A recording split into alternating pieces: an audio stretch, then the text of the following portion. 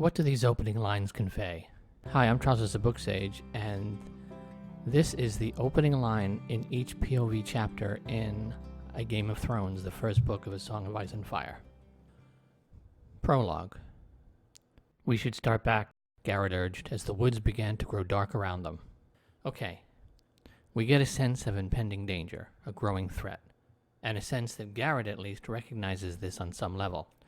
Martin doesn't start with Garrett and his companions setting out, beginning this outing. Instead, we come in when they've clearly been out for a while and the day is growing short. Martin doesn't waste the reader's time with any of their activities prior to this moment. He brings us right to the point where things are about to start happening. One of my favorite things about Martin's writing in A Song of Ice and Fire is just how organically he world builds.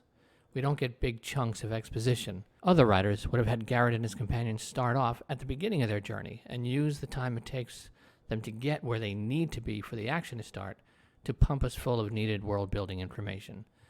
Martin, on the other hand, is fine with us being in the dark. It heightens the sense of wonder and danger for the reader from the way he crafts stories. Bran. The morning had dawned clear and cold, with a crispness that hinted at the end of summer. Now, this is one of my favorite of Martin's opening POV lines. There's a sense here that summer, for Bran and perhaps others, is coming to an end. You can take it in the literal sense that the seasons are changing, and the clear, cold, and crispness word choices seem to indicate that. But metaphorically, you get the sense that, this being an epic fantasy series after all, the end of summer represents an end to the comfortable life you would expect someone like Bran to have lived, and the end of the life that Bran and those around him have known. Things, as they do, are about to change. Catelyn. Catelyn had never liked this Godswood. Immediately, we're reminded that Catelyn is not from here. We know from the preceding chapters that Catelyn is from the Riverlands of House Tully. Though short of their physical description of being fair-skinned and red-haired, while the Starks are darker and gray eyes, dark hair, we don't know much about where she comes from at this point. Martin makes sure to instill in us that Catelyn, with this opening line, is not of the North. And even after the many years she's lived here, she still does not feel at home. And this definitely sets the mood immediately. Daenerys. Her brother held the gown up for her inspection.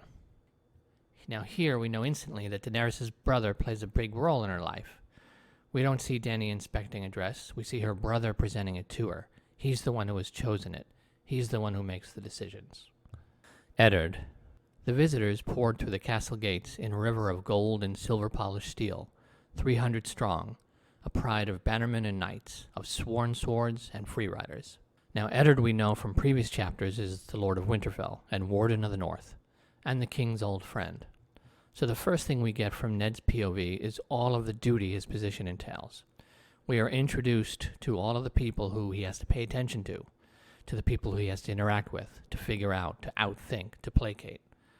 And we get a sense that this can be an overwhelming task. Jon.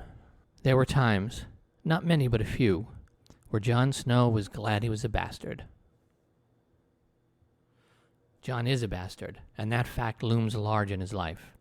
It impacts how the world sees him, and even more so how he sees himself. Martin hammers this home by directly reminding us of this, and by giving us use of his full name. He's not Jon here, but Jon Snow, doubling the bastard emphasis. Arya. Arya's stitches were crooked again.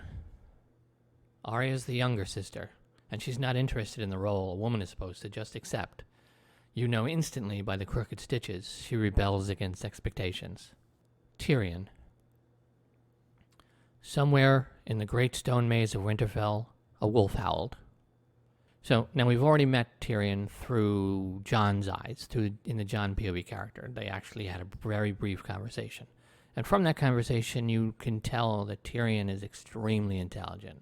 He pays attention. He understands the dynamics of human nature and human interaction.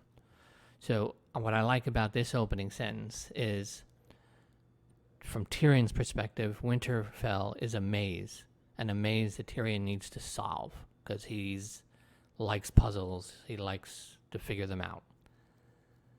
So I thought it was just perfect word choice just for this opening sentence. Sansa. Eddard Stark had left before dawn, Septa Mordane informed Sansa as they broke their fast.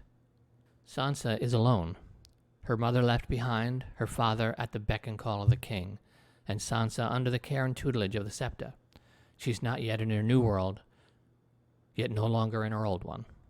And that's just a quick little impressions of mine on the opening sentence of each of the characters who are our POV chapters. This video was inspired by 2 Game of Thrones content creators that I follow online. One of them is Emmett Booth, who goes by the Twitter handle at @PoorQuentin. He did a Twitter thread, I think maybe last year, I forget how long ago, where he highlighted the opening sentence of like the first 4 chapters of A Feast for Crows and just how perfect they were to encapsulate those characters in those moments. And I thought it would be a good idea here, now that I'm doing this Song of Ice and Fire reread, to take a look at the opening sentences of each POV as we meet them throughout this series. And so I thought it was a cool little exercise. And as far as the prologue's opening sentence, LML, Lucifer means Lightbringer, he's got like a 2-hour live stream discussion talking about the prologue, about that sentence and how this journey begins from there. And I just wanted to kind of give those 2 channels a shout out because they are pretty much what's planted this idea in my head for a while now. So I hope you enjoyed this content. Let me know what you think of these opening lines. If you have any favorite opening lines in this series, if you've read them already, or if you have any favorite opening lines in any other stories that you like, feel free to share them in the comments below. I want to know like what opening lines have grabbed you, particularly in something like this where there's multiple POV characters in an epic fantasy series. Is this something you've even paid attention to before? Just let me know in the comments below. And so I am Charles of SirBookSage. Happy reading.